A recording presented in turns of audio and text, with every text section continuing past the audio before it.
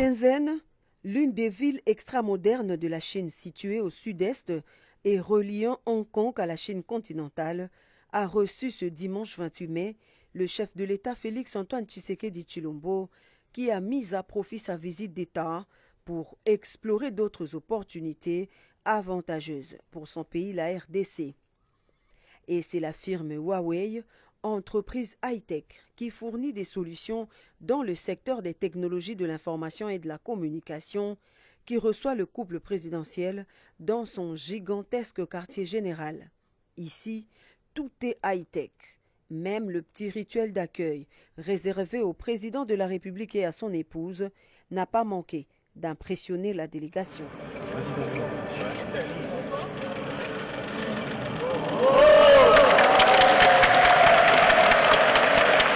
Profitant de la présence du chef de l'État congolais en Chine, le chairman de Huawei a fait le déballage de la panoplie des gammes des produits et services numériques capables d'offrir à la RDC une autre dimension de développement dans tous les secteurs.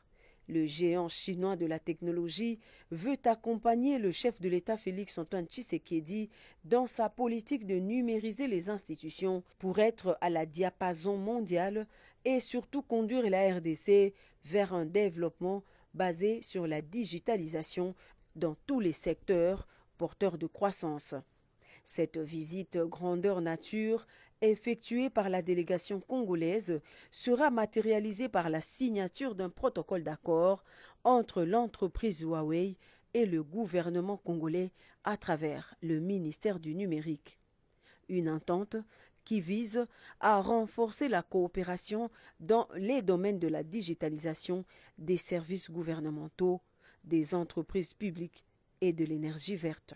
Nous avons un programme de transformation numérique de la RDC qui est impulsé par la vision du chef de l'État, Félix-Antoine Tshisekedi Tshilombo, que vous connaissez.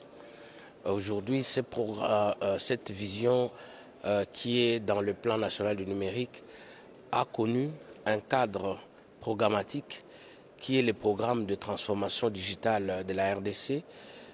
Et aujourd'hui, Huawei a concrétisé cela par des propositions concrètes, des propositions qui concernent l'apport en infrastructure, l'apport en formation et l'apport également en sécurité des systèmes d'information. Et c'est autour de ces trois domaines de coopération que nous avons voulu aujourd'hui, n'est-ce pas, sceller cette entente dans le cadre d'un mémorandum d'entente qui va appeler plusieurs contrats, j'allais dire, particuliers. Un deal d'entente dont la matérialisation se fera par paliers, secteur après secteur. Satisfaction pour le président de la République qui a voulu personnellement piloter ces instants historiques. Grâce à ce partenariat, nous allons pouvoir développer des domaines, ici je parle de ceux qui m'intéressent le plus, des domaines tels que l'éducation, tels que l'énergie, tels que la téléphonie mobile, mais également des domaines qui touchent à la finance et qui vont avoir un impact très important sur le produit intérieur brut. Par ailleurs, Huawei est en partenariat avec des organisations non gouvernementales et sans but lucratif, telles que la Fondation Denis Nyakeru Tshisekedi, pour promouvoir l'éducation de la jeunesse locale et accompagner le développement des futurs talents du pays. La ville de Shenzhen, jadis un modeste cité vivant essentiellement de la pêche grâce à son port, est aujourd'hui transformée en une mégalopole gigantesque des gratte-ciels et d'énormes boulevards qui s'offrent à perte de vue. Cela grâce à un nombre exponentiel d'entreprises qui y ont élu domicile. Parmi elles, on compte Huawei, dont le siège y est implanté depuis sa création en 1987.